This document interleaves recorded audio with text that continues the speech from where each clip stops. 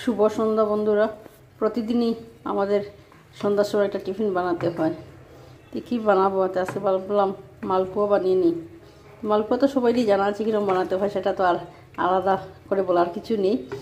সব কিছু একসাথে মিক্সড করে নিয়েছি, ময়দা, চালের গুঁড়া, সুজি, চিনি, সাথে অল্প একটু বেকিং পাউডার আর সোডা দিয়ে দিলাম। এই যে করছি।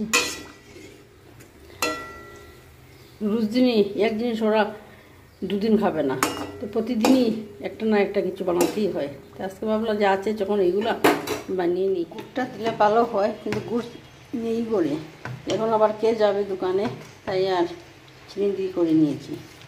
কী করবো, আর আমরা নিজেরাই খাবো, তবে গুড় দিয়ে করলে ভালোই লাগে, খেতে টেস্টটা বেশি হয় আর কি।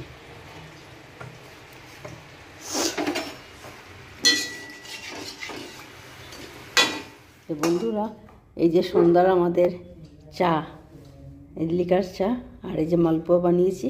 এই দেখুন, আজকে এটা একটু অন্য রকমের বানিয়েছি, তো খেয়ে দেখবো। এই যে বেকিং পাউডার দিয়েছি, সোডা দিয়েছি না, তো খেয়ে দেখি তো। সবসময় তো একরকমই হয়, আর আমি কিন্তু অনেক সময় মৌরিও দিই, আজকে আর মৌরি দিইনি। আর এই যে লিকার চা, আগে কিন্তু আমি দুধের চা খেতাম, সন্ধ্যার সময় মানে দুধের চা খেতেই হতো। আজকালকে দেখুন এত অল্প চা খাচ্ছি, বেশি না অল্প, আর লিকার। আর এখন আর দুধের চা খেতে ভালো লাগে না, আর ও দুধের চা খেতেই চায় না। মালপোয়াটা যে বানিয়েছি না, সত্যি ভীষণ টেস্টি হয়েছে। আপনারাও এইভাবে বানিয়ে দেখবেন তো। এই দেখুন পিঠাটা ভীষণ ভীষণ।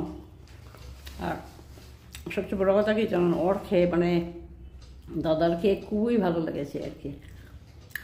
কেমন বানানোটা আমার সার্থক হয়েছে। ও কিন্তু সব সময় সব কিছু ওর ভালো লাগে না, তো আজকের এটা খুব ভালো লেগেছে।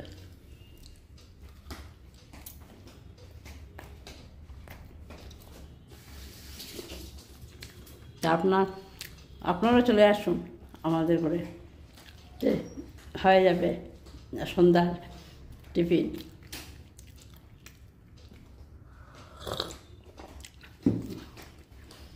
তো বন্ধুরা, একটু কমেন্ট করে বলবেন তো আজকে আমাদের এই সন্ধ্যার টিফিনটা কীরকম লাগলো আপনাদের।